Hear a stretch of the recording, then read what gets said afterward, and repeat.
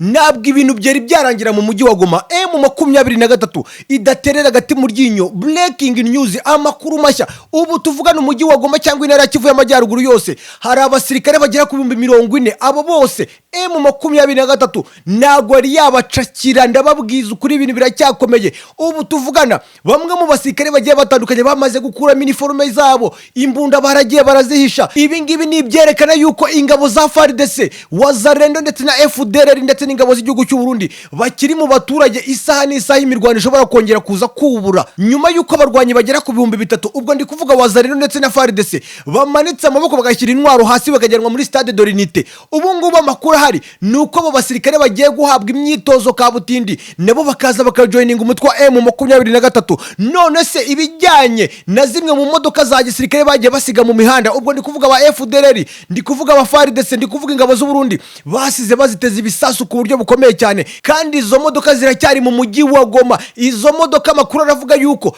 M23 nitaramuka iteguye izo modoka, isaha ku isaha izo modoka zibuze guturika zigaturikana abaturage. Ayo namwe mu makuru agezweho hariya mu mujyi wa Goma. Ibyo byose ndaje mbitotore mwumirwe. Indi breaking news tugiye kugarukaho, FDLR, Wazalendo ndetse na FARDC amakuru yamaze kumenyekana yuko ngo bagiye guhungira mu ishyamba ku buryo bukomeye cyane. Rimwe mu ishyamba ngo basizemo intwaro zabo ngo kandi nshyashya bagomba kugenda bakubura, bakongera bakubura imirwano ku mutwe wa M23. Ayo makuru nayo yamenyekanye by'imipangu mibisha n'ubundi ya Antoine Kisekedi Chirombo. Ni nyuma yuko ngo barimo barakora iyo bwabaga kugira ngo binjire mu birunga. Ibyo ngibyo nabyo ndaje mbigarukeho, wumve uburyo ikintu bita FDLR, Wazalendo ndetse na FARDC bamwe n'ubundi batigeze bava muri aka gakino. Ibyo byose ndaje mbitotore. Si ibyo byonyine gusa tugarukaho muri aya makuru yacagezweho. None si bijyanye n'imirwano yumvikanye ku buryo bukomeye cyane. M23 ihangana ku buryo bukomeye cyane na Wazalendo, FDLR ndetse na FARDC hariya mu gace kitwa Munigi. Iyo mirwano nayo ndaje nyigarukaho akantu ku kandi, muraje mwumirwe. Goma nago M23 yari yakirininga ku buryo buhagije 100%. Ibyo byose ndaje mbitotore 5 kuri 5. Wowe icyo usabwa no gutera gatebe nkaza tukarebera hamwe akantu ku kandi.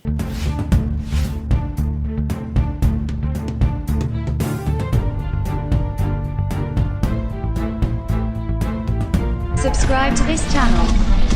Yes, reka nongere mbahereza ikaze inshuti bakunzi bamba TV Rwanda. Turagarutse nanone n'amakuru agezweho ariko mu by'ukuri noneho twamaze kujya ndani icyo twita document metallique, bya bindi mu by'ukuri bitari byanavugwa n'ibindi binyamakuru cyangwa bize kubigarukaho, kubera ko namwe mu makuru y'umwihariko y'ukuntu ibintu bihagazara mu mujyi wa Goma.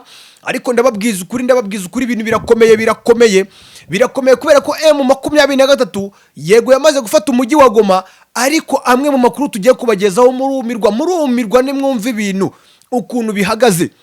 Ibintu birakomeye kubera ko icyo bita imirwano cyatangiye kubura mu bice bimwe na bimwe. Aha ngaha Munigi umutwe wa M23 wongeye gucakirana bikomeye cyane na FARDC ndetse na Wazalendo. Abangaba nabagiye bahungira mu byaro, abangaba nabagiye bakuramo uniform zabo. Amakuru yamaze kumenyekana. Si ibyo byonyine kubera ko kugeza amaginga ya hari amakuru ari kuvuga yuko icyo bita Wazalendo, icyo bita FDLR, icyo bita FARDC bashaka kujya mu birunga. Ni hamwe ngo mu hantu barunze intwaro zabo nshyashya bagomba gutangira gukoresha bangana na M23. Barashaka kujya bagaba ibitero kuri M23 bavuye muri aya mashyamba. Ibintu ntago byoroshye ari Goma, ntabwo ibintu byoroshye ari mu ntara Kivu y'Amajyaruguru. Nta nubwo umwanzi cyangwa igisirikare cy'umwijima cyari cyacika, haracyari ibisigazwa by'igisirikare cy'umwijima. Abangaba rero basigaye ni abashaka kuzengereza umutwe wa M23.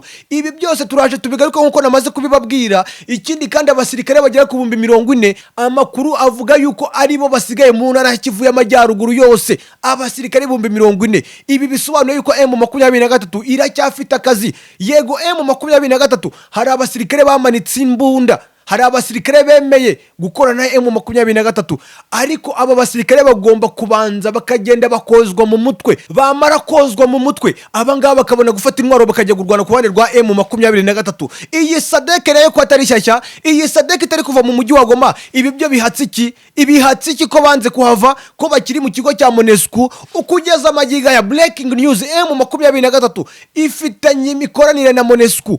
Ariko aya maginga ya nta mikoranire ifitanye na sadeke.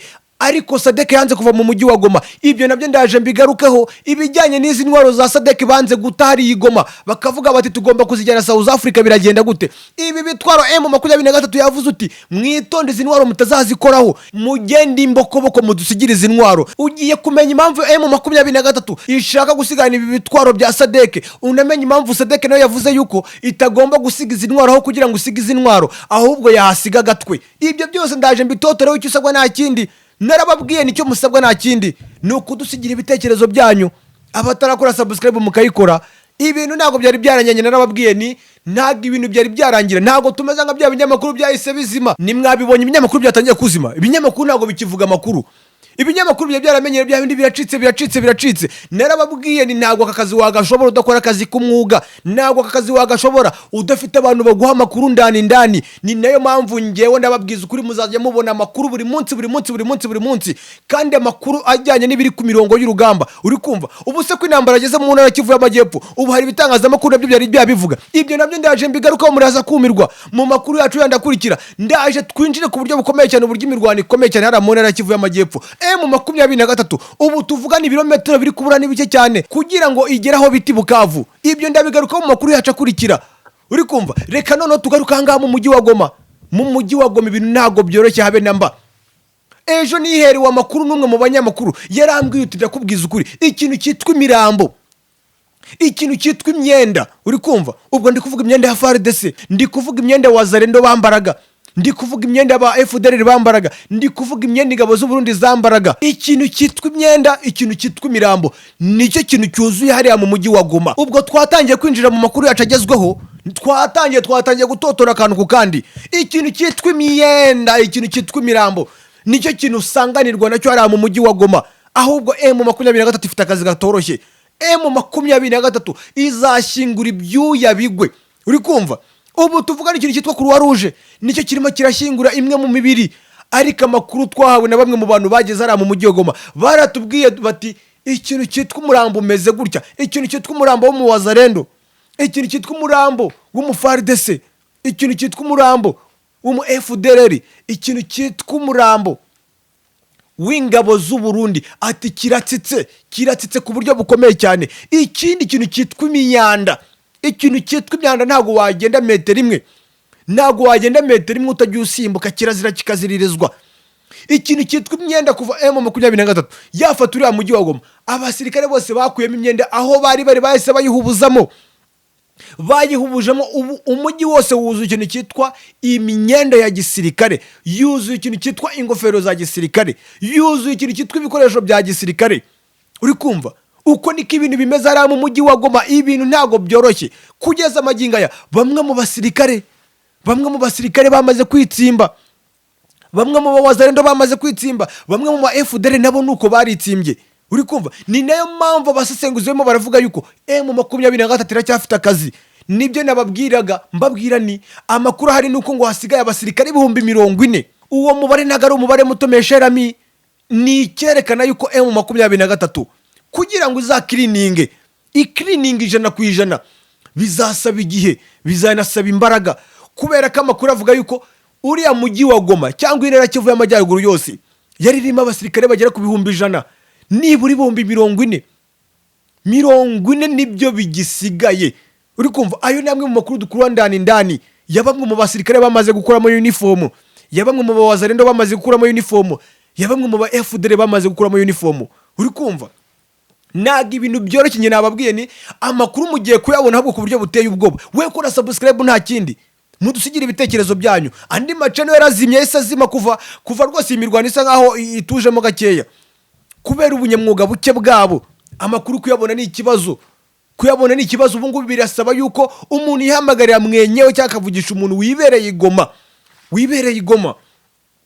40,000 ndi kubikubwira by'abasirikare nibo basigaye kugeza amagingo aya. M23 ubu ngubu bamwe mu barambitse intwaro hasi ni abasirikare batarenze 3,000.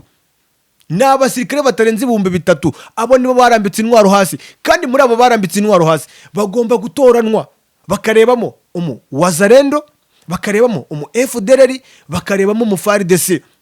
muri abo batoranyije M23 ntago bose yabambika impuzangano ya gisirikare, kirazira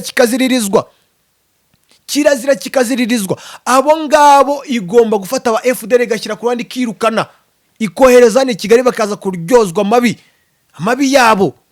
Uri kumva icyasha bafite, amaraso yirirwa atuma babunga bamennye, bakaza bakabiryozwa. Uri kumva abo ngabo ntago ndi kubabara ko bagomba kubagumana. Twagiye kuba wazarendo, abangaba bamwe bitaba, abangaba bashyizwe mu gisirikare n'uwo bita Antoine Kisekedi Chirombo. Abangaba mu byukuri batazi no gukoresha intwaro. Ntekereza yuko uyu nguyu M23 itazamukenera cyane rwose. Uyu nawe namaze kumushyira ku ruhande. Uri kumva abashaje abangaba bagenda bitega, babasirikare babiri mu myaka 80 muzi bari bari muri FARDC.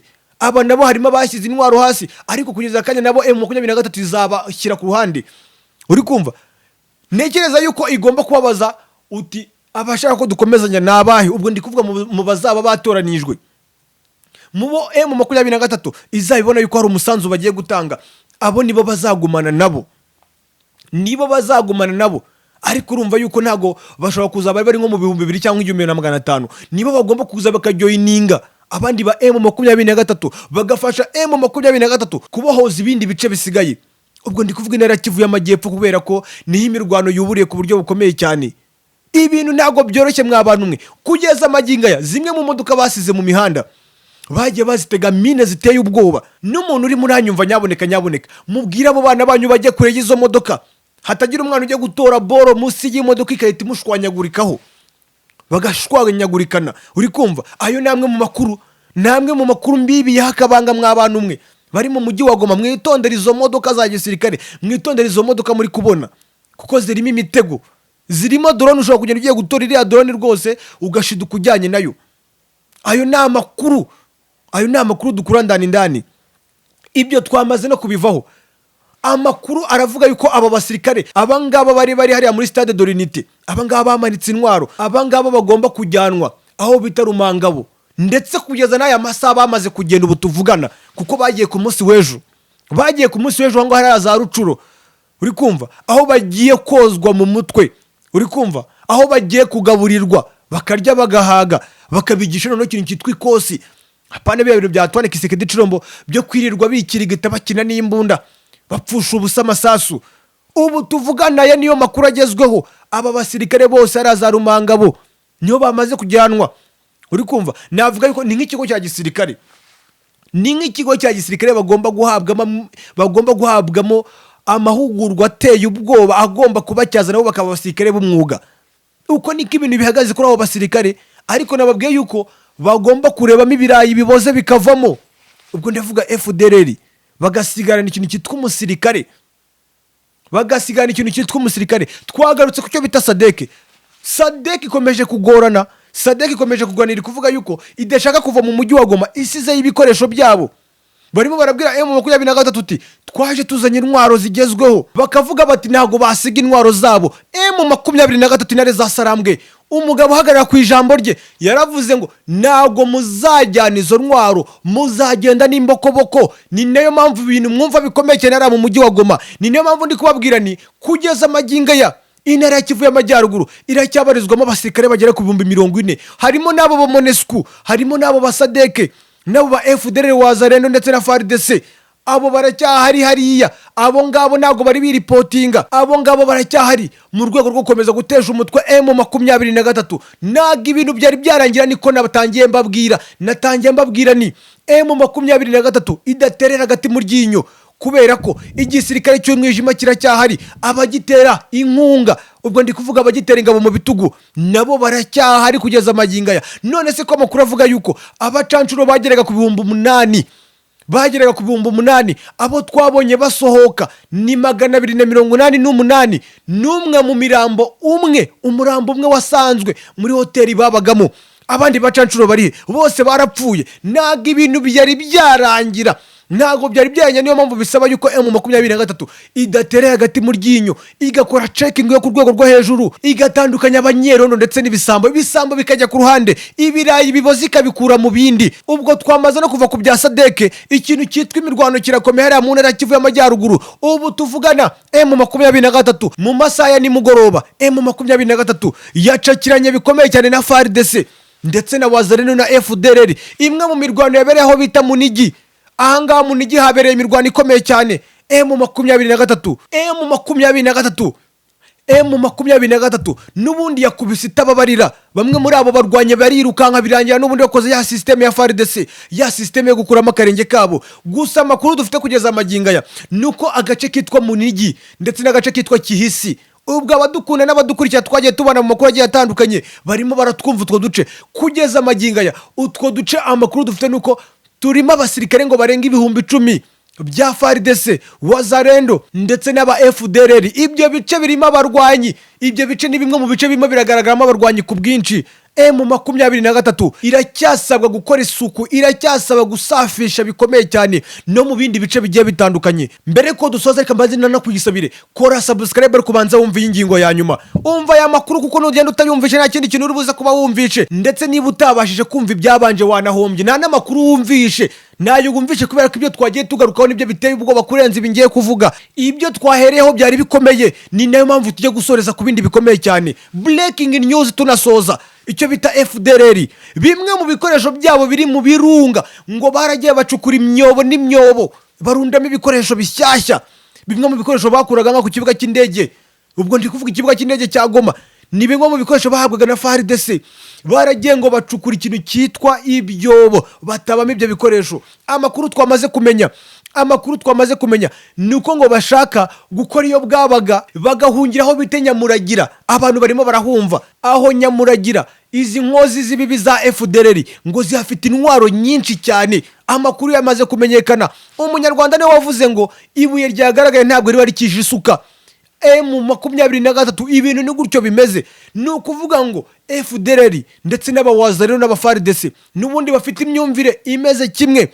Bari gushaka gukora iyo bwabaga kugira ngo babace muri humye, bajye mu birunga aho ngaho za Nyamuragira, aho bafite ibikoresho kugira ngo bongere bubura ikintu kijyanye no kubagabaho ibitero. Nyabuneka murabe maso, ibyo birayi biboze bitabaca muri humye, bikajya gufata ziriya ntwaro, bikongera bikaza bikica abaturage, bikongera bikaza bigasahura abaturage. M23 iracyasabwa gukora ikintu cyitwa gusafisha bikomeye cyane mu bice byose, kubera ko abarwanyi baracyahari, aba FARDC baracyahari, aba Wazalendo aba FDLR baracyahari kandi ku bwinshi. Ibi ngibi ni bimwe mu byari bigezweho hariya muri Repubulika Iharanira Demokarasi ya Kongo. Narababwiye ni mwadukunda mutadukunda ntago bizatubuza kubaha amakuru agezweho y'ukuntu ibintu bihagaze. Ni amakuru noneho yo kwinjiramo ndani, kwinjira ndani ureka bijya bindi biri aho ngaho byo kuza abantu bavuga ibintu biri aho ngaho. Nababwiye n'ubu ngubu hari bitangazamakuru mutazongera kumva kandi mwari mwarakunze, kubera ko nta buryo bifite, nta suruse bufite bushobora kubonamo amakuru. Ni nayo mpamvu mbabwira ni kora subscribe tujye tubana, mudusigire ibitekerezo byanyu. Reka mbabwire nimukomeze muhirwa mu byo murimo, kandi mu by'ukuri Imana ibarebe icyoroshye. Iyi ngiyi ni BATEYE Rwanda.